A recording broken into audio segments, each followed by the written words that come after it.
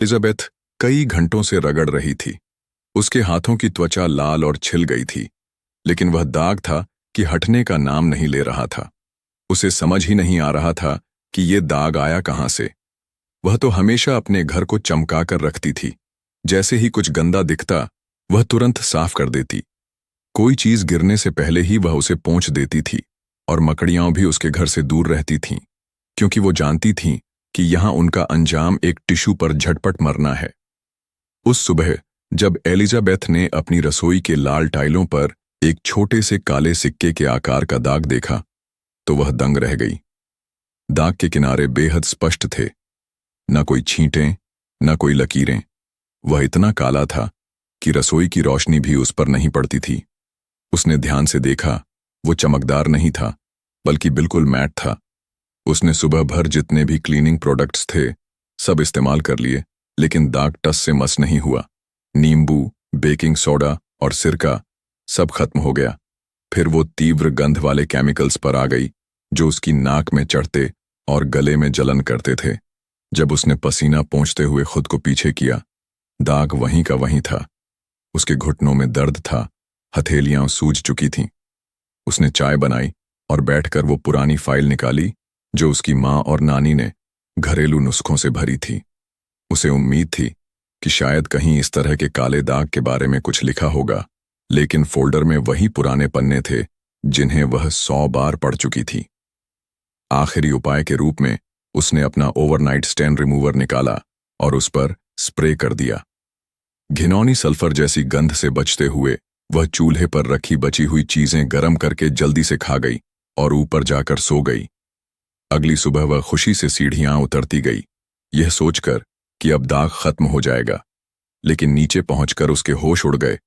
दाग अब tennis ball जितना बड़ा हो गया था और स्टेन रिमूवर का कोई निशान नहीं था।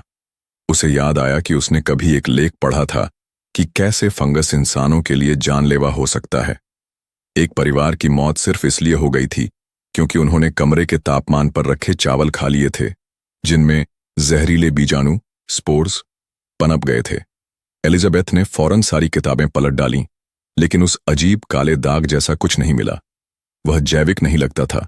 ऐसा लगता था जैसे किसी ने उसे जानबूझकर वहां रखा हो। फिर भी उसने रसोई की खिड़की खोल दी, ये सोचते हुए कि शायद कुछ ताज़ी हवा मदद करे। उसने स्टेन को क्लिंग फिल्म से ढक दिया और 4 डिब्बों से किनारे दबा दिया। लेकिन उसने देखा कि प्लास्टिक नीचे की ओर झुक रहा है, जैसे कोई उसे खींच रहा हो। उसने नीचे झुककर देखा, दाग सचमुच अंदर की तरफ धंस रहा था। उसने पूरे क्षेत्र को आइसोलेट कर दिया और स्नान के लिए ऊपर चली गई। उस रात वह बेचैनी से सोई।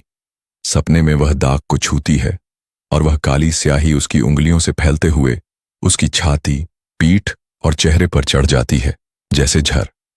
घबराकर वह जागी, लेकिन उसकी झुर्रियों वाली जानी पहचानी हथेलियां वैसी की वैसी थीं।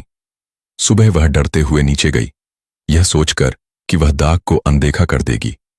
उसने जल्दी नाश्ता किया और जैसे ही जाने लगी, उसकी नजर अनायास उस ओर चली गई।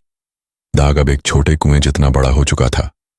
उसने एक लकड़ी का चम्मच लिया और उसे छेद की ओर फेंका, यह सोचकर कि यह सिर्फ भ्रम है और चम्मच फर्श से टकरा जाएगा। लेकिन वह अंदर चला गया, पूरी तरह निगल गया और कोई आवाज नहीं आई। कमरे में अंधेरा हो चुका था, खिड़की से चांद दिख रहा था। घड़ी रात के 9 बजा रही थी, जबकि थोड़ी देर पहले दिन था। उसे समझ नहीं आया कि समय कैसे गायब हो गया। उसने तय किया कि उसे पूरी रात इस पर नजर रखनी होगी। उसने टेबल पर कंबल बिछाया, तकिया और कॉफी लेकर उस पर बैठ गई, ताकि रात भर जाग सके। लेकिन नींद भारी थी और कुछ ही देर में वह सो गई। सपने में उसकी माँ उसे बुला रही थी, जैसे गर्मियों में खेलने के बाद वह खाना खाने बुलाती थीं। वह दौड़ती है पेड़ों के बीच से घास पर नंगे पांव, पर जब वह दरवाजे तक पहुंचती है, उसे याद आता है माँ तो 30 साल पहले मर चुकी हैं। उसने आंखें खोलीं और खुद को रसोई में उस गड्ढे के बिल्कुल किनारे पाया। उसके पैर आगे को झुके हुए थे। उसने तुरंत पीछे हटकर संतुलन बनाया। छेद अब और बड़ा हो चुका था, इतना बड़ा कि उसकी कैबिनेट्स को छू रहा था। घड़ी में 3 बज रहे थे।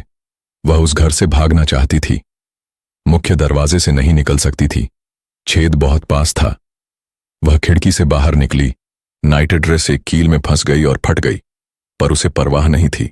वह दौड़ी, इतनी तेजी से जितनी उसने वर्षों में नहीं दौड़ी।